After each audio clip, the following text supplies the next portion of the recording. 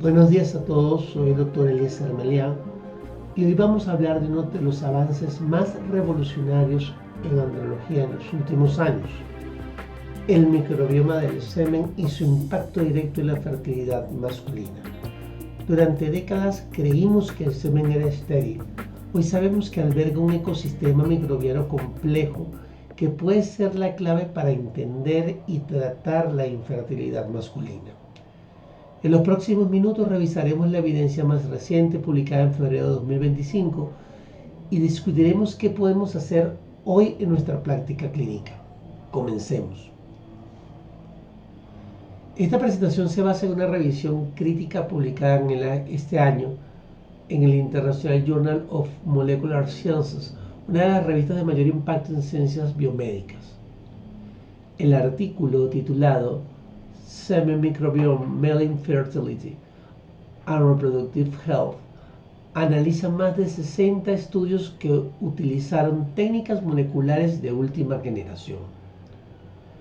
Lo importante de este trabajo es que excluye estudios antiguos basados solo en cultivos tradicionales, concentrándose únicamente en evidencia generada con secuenciación de nueva generación. Esto garantiza que estamos discutiendo datos de la más alta calidad metodológica disponible hasta hoy. El paradigma cambia. Y aquí está el primer gran hallazgo. El semen no es estéril. Sé que esto contradice lo que muchos aprendimos en la facultad. Durante décadas los métodos tradicionales de cultivo bacteriano nos hicieron creer que el semen sano era estéril o que la presencia de bacterias siempre significaba infección patológica. Pero la revolución llegó con la secuenciación de nueva generación, o NGS por sus siglas en inglés. Esta tecnología nos permite detectar bacterias que nunca creerían que una placa de cultivo. Bacterias que están presentes en concentraciones bajísimas, pero que son parte integral del ecosistema reproductivo masculino. Lo que hoy sabemos es fascinante. El semen tiene un microbioma diverso, complejo y único para cada individuo. Y lo más importante, un microbioma equilibrado. No es señal de enfermedad, sino de salud reproductiva. Las técnicas que hicieron esto posible son principalmente tres. La secuenciación del gen 16S ribosomal, que es como una huella digital bacteriana, la secuenciación de nueva generación masiva, o NGS, y la metagenómica shotgun, que va aún más allá de leer genomas completos. Este cambio de paradigma es el fundamento de todo lo que discutiremos hoy. Entonces, ¿cómo se ve un microbioma seminal saludable? Los estudios de secuenciación masiva revelan que está dominado por cuantos grupos bacterianos o filos. El más abundante es la proteobacteria, que representa entre 40 y 45% del total. Le siguen los actinobacters con 20 a 25, bacterioides con 15 a 20 y el Firmicutes con 10 a 15%. Ahora bien, dentro de estos grandes grupos hay géneros específicos que parecen ser marcadores de salud. El más importante es el Lactobacillus, sobre el cual hablaremos en detalle en la próxima lámina. También destacan Propionibacterium y Atopobium. Pero aquí viene un dato que me parece extraordinario. Un estudio comparó mediante secuenciación 16 heces las comunidades bacterianas en semen, orina y heces del mismo individuo. ¿Cuántas especies compartidas se encontraron en los tres sitios? Solo el 2,3. Esto nos dice algo crucial. El microbioma seminal no es simplemente una contaminación de la uretra o del intestino. Es un ecosistema específico, único con su propia ecología. Por supuesto, hay variabilidad individual. La composición exacta depende de factores genéticos, ambientales, hábitos de higiene e incluso la edad.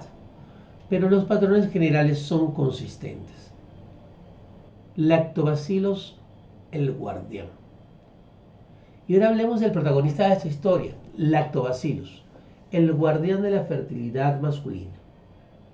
Los estudios revelan que el Lactobacillus Actúa desde 4 mecanismos principales.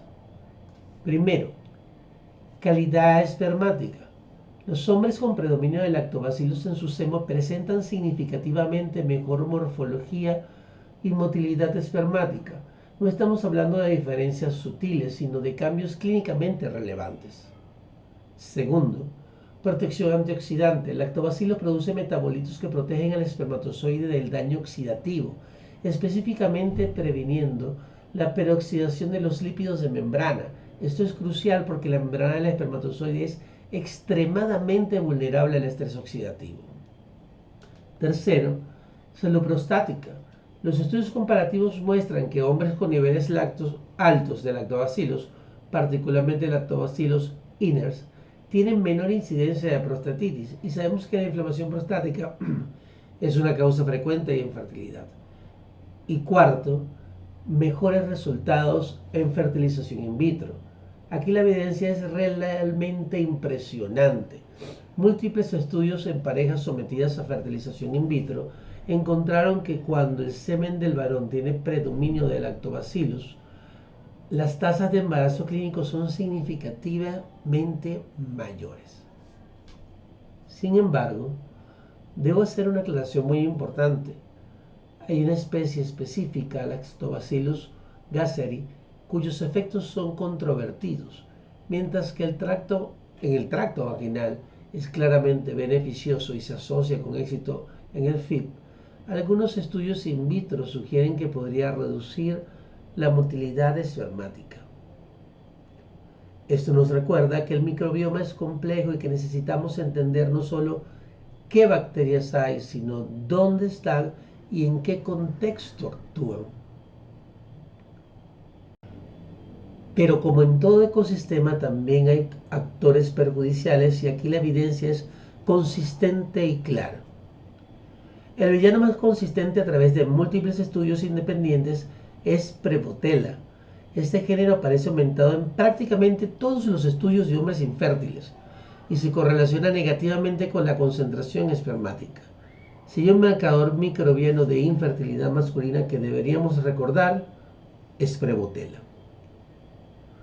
Otras bacterias problemáticas incluyen Neisseria y Klebsiella pneumoniae, que se asocian específicamente con hiperviscosidad seminal y con el síndrome de oligoastenoteratospermia, donde hay simultáneamente baja concentración, baja movilidad y morfología normal. En casos de azoospermia total, se ha encontrado mayor abundancia de micoplasma y ureoplasma. Estas son bacterias que conocemos bien porque causan infecciones genitourinarias, pero ahora entendemos que su presencia crónica, incluso asintomática, puede comprometer la espermatogénesis. Y finalmente, bacterias gram negativas como E. coli, Proteosus mirabilis, Pseudomonas, causan daño específico al acrosoma. Esa estructura en la cabeza del espermatozoide que es esencial para penetrar el óvulo. Además, inducen fragmentación del DNA espermático. Pero noten algo importante, en paralelo a estos argumentos, siempre vemos una disminución de las bacterias protectoras, especialmente lactobacillus. Esto sugiere que no es solo la presencia de patógenos, sino un desequilibrio ecológico completo.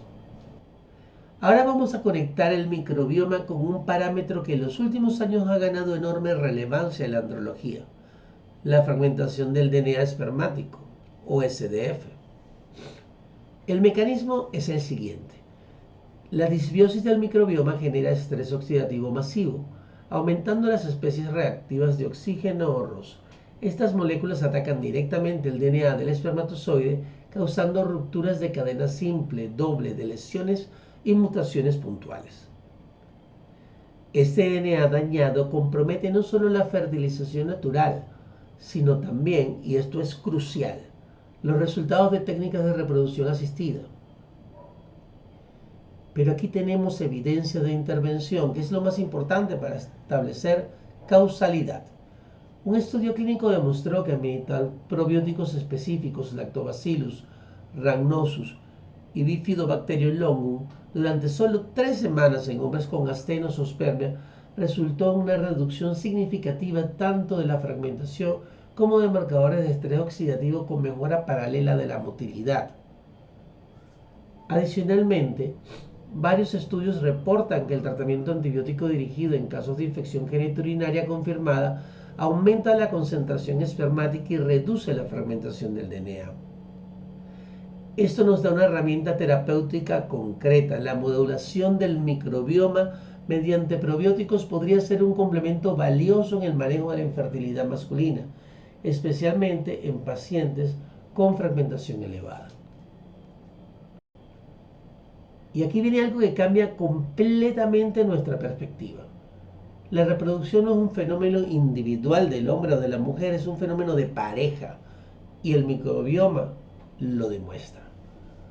El microbioma seminal no actúa en aislamiento. Al momento de la relación sexual interactúa directamente con los microbiomas vaginal y endometrial de la mujer, iniciando una cascada de eventos que puede facilitar o comprometer la implantación embrionaria. La evidencia es contundente. En un estudio con 951 parejas sometidas a fertilización in vitro, cuando había disbiosis simultánea en el semen del hombre y muestras vaginales o cervicales de la mujer, la tasa de embarazo clínico fue solo del 19.5%. En contraste, cuando solo había infección vaginal aislada, la tasa fue del 36.2%. Esto representa una reducción del 46% en la probabilidad de éxito. ¿Cuál es el mecanismo? El semen con alta diversidad microbiana puede alterar el microbioma vaginal, predominantemente lactobacillus, llevándolo a un estado similar a vaginosis bacteriana. Esta alteración induce cambios en el perfil de citoquinas, las moléculas de señalización inmune, lo que resulta en diferencias de inmunogenicidad que afectan la implantación y el desarrollo temprano del embarazo. Esto tiene implicaciones prácticas claras. En parejas con fallo recurrente de fertilización in vitro deberíamos evaluar el microbioma de ambos miembros de la pareja, no solo enfocarnos en factores femeninos. Hablemos ahora específicamente de reproducción asistida. ¿Puede el microbioma seminal predecir el éxito de la fertilización in vitro o el ICSI? Estudios comparativos revelan perfiles microbianos claramente diferentes entre parejas exitosas y no exitosas. Los casos que lograron embarazo clínico presentaban mayor colonización por Lactobacillus gengeni y Faecalibacterium, con menores niveles de Proteobacteria, Prevotella y bacteroides.